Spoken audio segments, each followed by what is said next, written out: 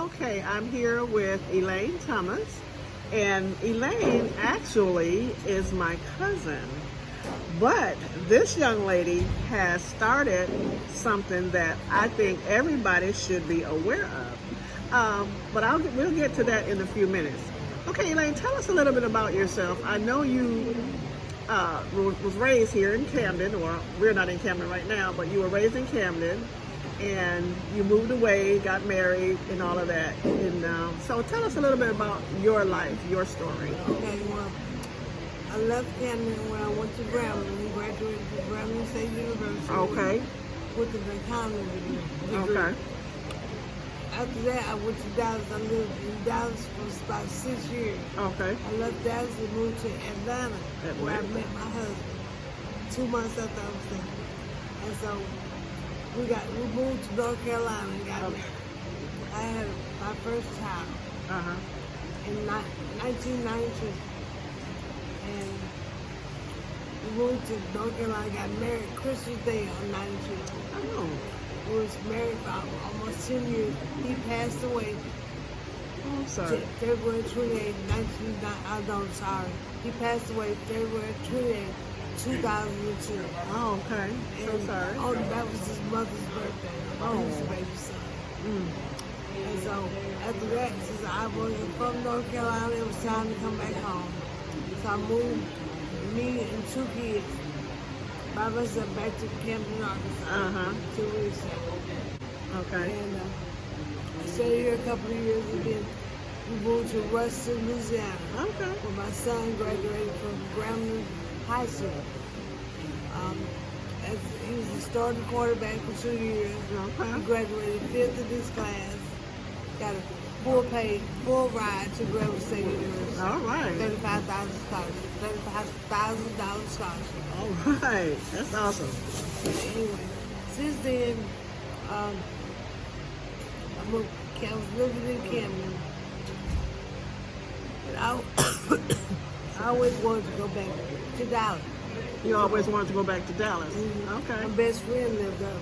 And she said, why don't you come live with me? So I lived with her for a couple of months. What did a couple of months? Okay. Okay, let me back up. When I moved to Camden, I was working for DHS as a WIC advisor. Okay. And I came to work one day, and I wasn't acting right. My hand was numb, and I couldn't type, I couldn't write. And somebody came in and said, you don't have a stroke. I said, I woke up like that. And they called the ambulance.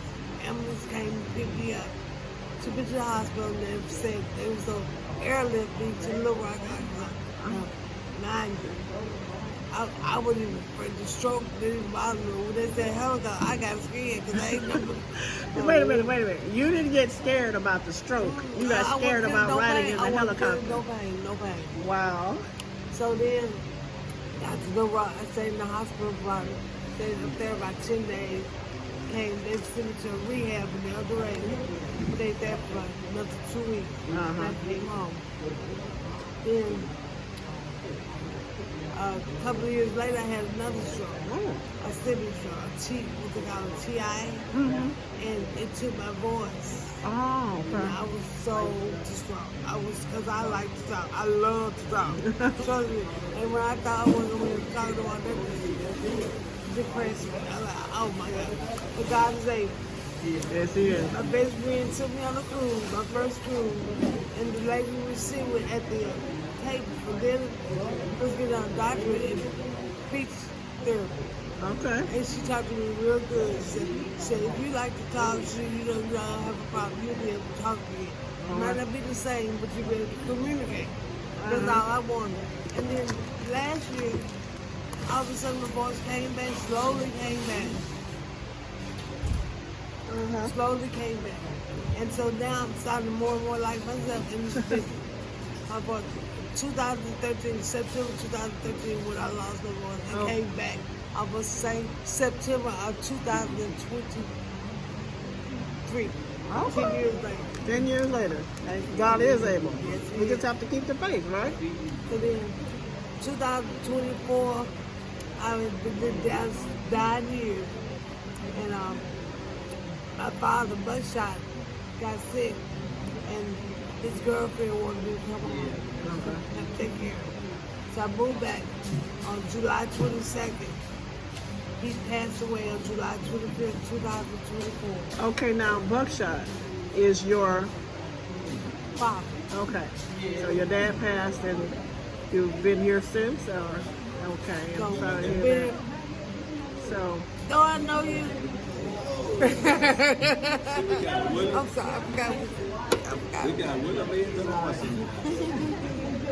So, he passed away 3 days after I made it home. Okay. At home, he was at home. And then I've been living in the house ever since. So I'm not working. I've been looking for a job. Although I did substitute teach for Academy Family School. Okay, so you say you're not working, but So what happened was somebody told me just had an idea because I was always giving my tea cakes away. I make them and give away.